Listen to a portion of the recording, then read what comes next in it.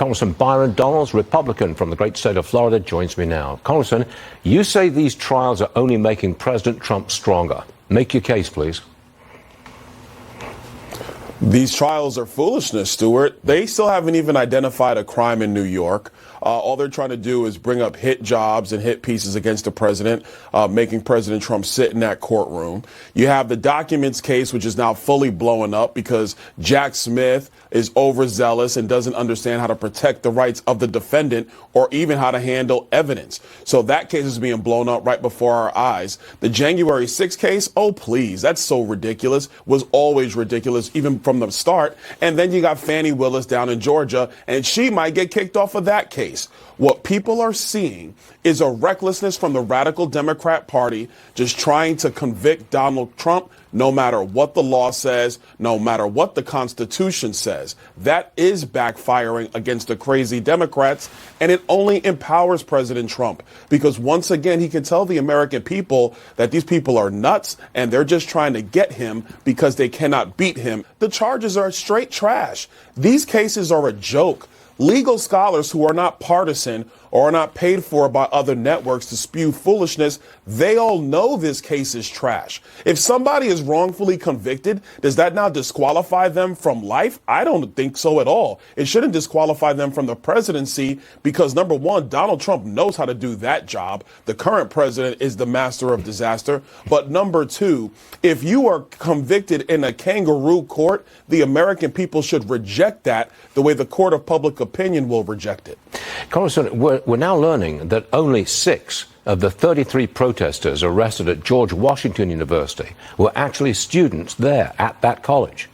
Are these protests organized? And if so, who is organizing for what purpose? Stuart, listen, these encampments, these protests, they're all organized, highly organized. When I met with the president of George Washington University, they were saying that they expected 90% of the agitators were not students. Now that the arrests have occurred, we're seeing that to be the case. That's what's happening all across the country. These things are being funded in part by the Tides Foundation, where people are trying to track down this money. You have dark money from George Soros and other major Democrat Party donors who are back channeling into nonprofit groups. And those nonprofit groups are the ones that are paying for the tents. I mean, America, why is it that every tent at all these encampments are green? Why? Because these are mass purchases to these agitators to foment unrest on college campuses. This is all by design. It is all on purpose. I wonder if you saw this, Congressman, but President Biden made yet another gaffe yesterday while speaking about Hispanic migrants. Watch this, please. Roll it. There's even a bigger influx now in terms of Hispanic voters, very Hispanic citizens who want to become citizens. It looks like the open border is to get as many people in to create future Democrat voters. That's what that looks like, right? No, it's exactly what it is. Listen, Stu, I'm telling you right now, that was not a gaffe. He was actually trying to tell you exactly what he was thinking and then was like, oh, shoot, don't say that, and was trying to backpedal. This is what the Democrat Party wants to do. These open borders are in part designed for the next census in 2030. It is designed also to get people into the election process in this election.